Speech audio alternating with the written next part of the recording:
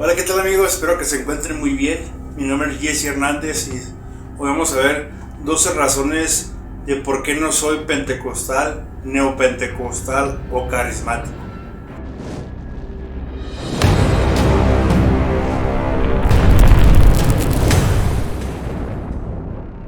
Bueno, número 1. Por lo general, estas iglesias predican la Biblia fuera de contexto. No conozco a ningún predicador pentecostal que haga predicaciones expositivas de la palabra de Dios o discipulados de teología sistemática, bíblica, historia de la iglesia, hermenéutica, etc. Número 2.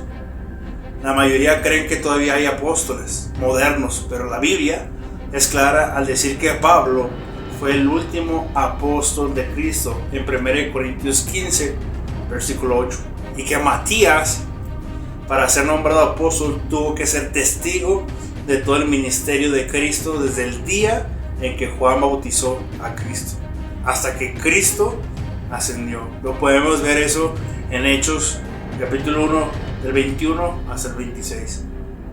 Bueno, número 3.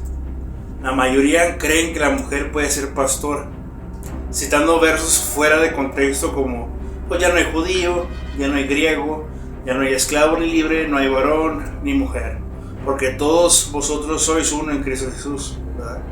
Lo que comenta Gálatas 3:28, que es un verso que habla de que Dios salva a todo tipo de personas, y le dan una aplicación errónea diciendo que Dios puede usar el pastorado a hombres y mujeres por igual.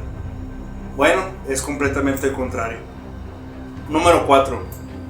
Creen en nuevas revelaciones. Sí, ellos dicen que Dios les dio algo nuevo, le ponen al nivel de la Biblia. Un evangelista dijo que si no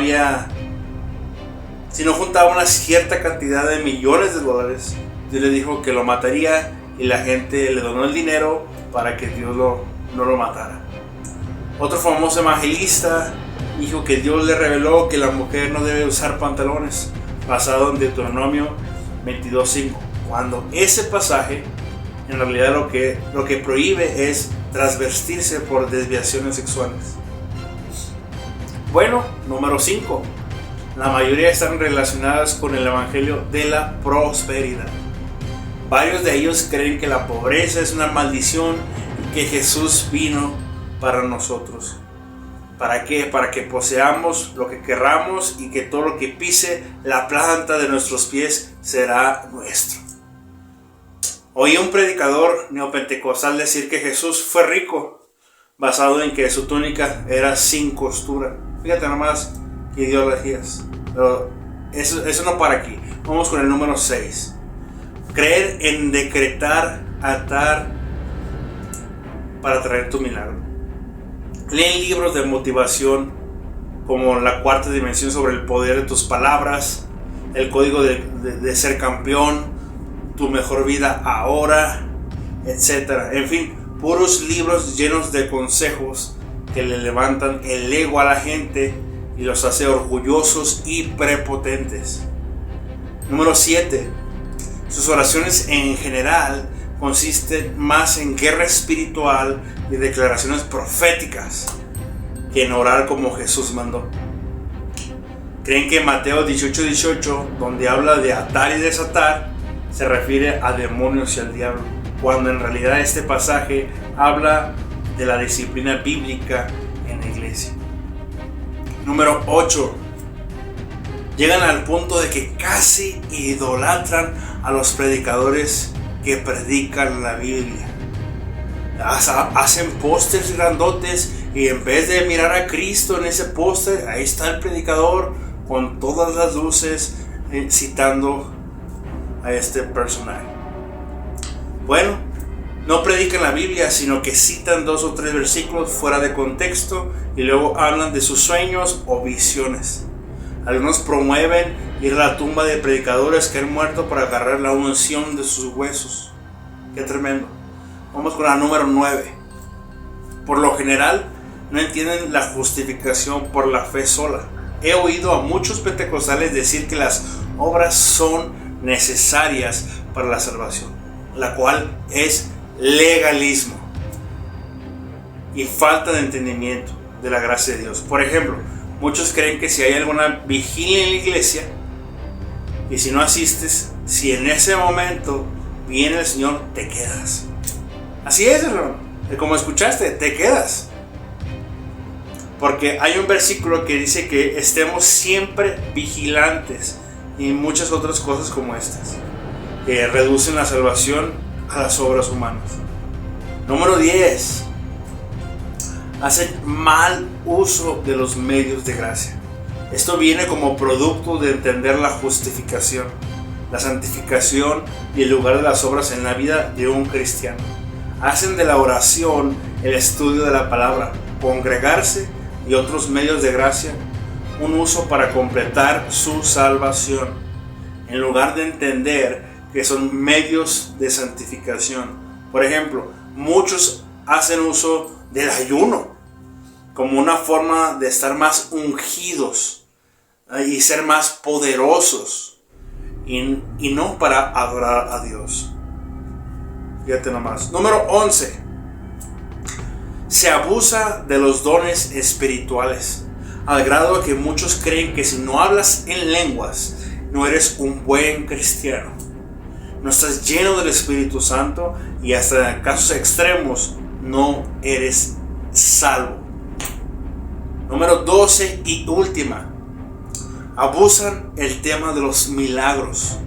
Las famosas campañas y cultos de sanidades y milagros se llenan. Por lo general son reuniones donde no se expone de forma bíblica o expositiva el evangelio. Es más la euforia, emociones colectivas lo que impera en esos eventos.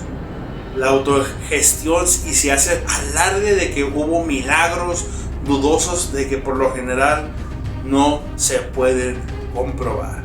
Regularmente todos esos milagros pues obviamente son actuados, ¿verdad? Y hay otros que no. Eso no quiere decir que pues todos sean falsos, porque creemos nosotros que realmente Dios es un Dios de milagros, es el doctor de doctores, pero regularmente estas denominaciones o este tipo de enseñanzas pues están fuera de la voluntad de Dios.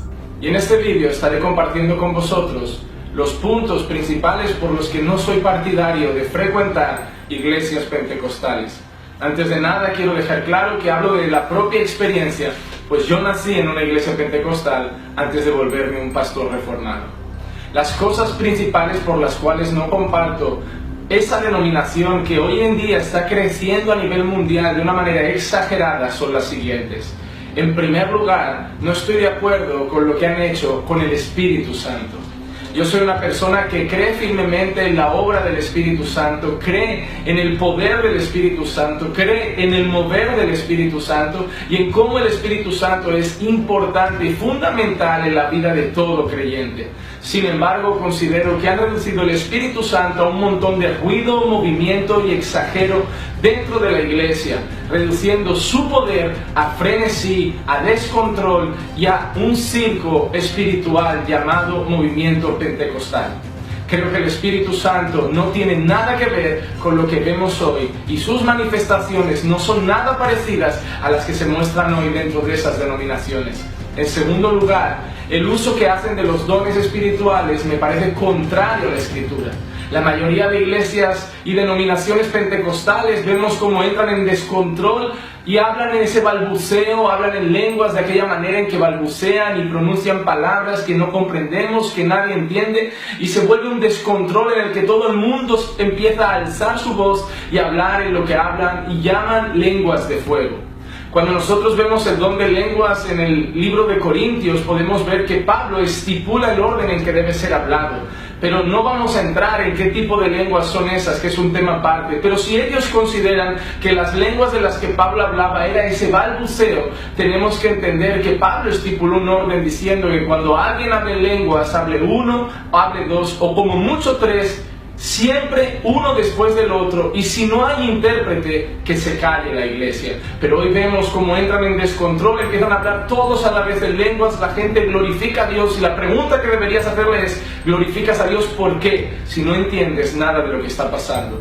Otra cosa que me preocupa es que cuando las personas empiezan a declarar, profetizar o decretar bendiciones sobre la vida del pueblo, la gente empieza a glorificar a Dios, a dar fuertes gritos de amén y aleluya, pero que cuando escuchan la palabra de Dios no tienen ningún tipo de reacción anímica o emocional frente a la propia palabra de Dios. Han reducido la palabra de Dios a más importante, lo que sale de la boca de algún apóstol, profeta, como ellos lo quieran llamar, a lo que está escrito y revelado en las Sagradas Escrituras. Están haciendo lo mismo que hace la Iglesia Católica con el famoso Papa. Lo que dice hoy Guillermo Maldonado, lo que dice hoy Cash Luna, vale mucho más que lo que está escrito en la palabra. Si ellos tienen nuevas revelaciones, cosas que los demás no podemos ver y cosas que no entendemos y que no vemos escritas, no importa, porque ellos son los escogidos del Señor.